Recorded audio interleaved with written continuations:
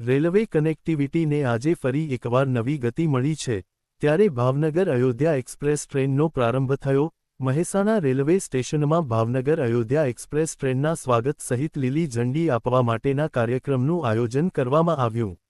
આજે ફરી એકવાર ગુજરાતનું નેતૃત્વ રંગ લાવ્યું। સૌરાષ્ટ્ર અને ઉત્તર ગુજરાતના ભાવિક ભક્તો અયોધ્યા ખાતે રામલલાના દર્શન કરવા સરળ રીતે જઈ શકે તે માટે સહજ વ્યવસ્થા કરવામાં આવી રહી છે। આ કાર્યક્રમમાં સંસદ હરિભાઈ પટેલ, ભાજપ જિલ્લા પ્રમુખ ગિરીશભાઈ રાજગોર, ધારાસભ્ય મુકેશભાઈ પટેલ, ધારાસભ્ય સરદારભાઈ ચૌધરી, અમૂલ અને દૂધસાગર ડેરીના ચેરમેન અશોકભાઈ ચૌધરી, ઊંઝા એપીએમસીમાંથી દિનેશભાઈ પટેલ સહિત રેલવે વિભાગ અમદાવાદના ડીઆરએમ સહિત રેલવેના અધિકારીઓ જોડાયા હતા। આજે ભાવનગરથી અયોધ્યા ખાતે અને એમાં ખાસ આપણા મહેસાણા માટે ગૌરવની વાત છે, આનંદનો દિવસ છે। મહેસાણાથી આજે અયોધ્યા ખાતેની જો સીધી પ્રથમ ટ્રેન આ શરૂ થઈ છે।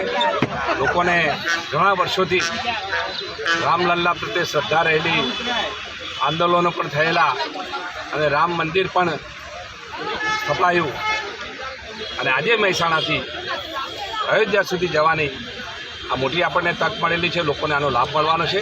આ પ્રસંગે આપણે આપણા માનનીય યશસ્વી વડાપ્રધાન માનનીય શ્રી નરેન્દ્રભાઈ મોદી સાહેબના આશીર્વાદથી અને આપણા રેલવે મંત્રી માનનીય અશ્વિનીભાઈ વૈષ્ણવ સાહેબના નેતૃત્વમાં ભાવનગરથી આજે આ નવી રેલવે ટ્રેન શરૂ થયેલી છે અને આજે મહેસાણા ખાતે આજે ટ્રેન આવી એનું સ્વાગત કર્યું અને આજે એમને વિદાય આપેલી છે અને આવનારા દિવસોમાં ઉત્તર ગુજરાતમાંથી રામ ભક્તો પણ અયોધ્યા તરફ જશે, દર્શનનો પણ લાભ મળશે, લોકોને પણ ઘણી સુવિધા મળવાથી અને રામ ભગવાન પ્રત્યેની શ્રદ્ધા અને ભગવાનના દર્શન કરવાનો લાવો આ ઉત્તર ગુજરાતની પ્રજાને પણ મળશે। આ પ્રસંગે અહીંયા સરસ એક કાર્યક્રમ યોજાયો છે।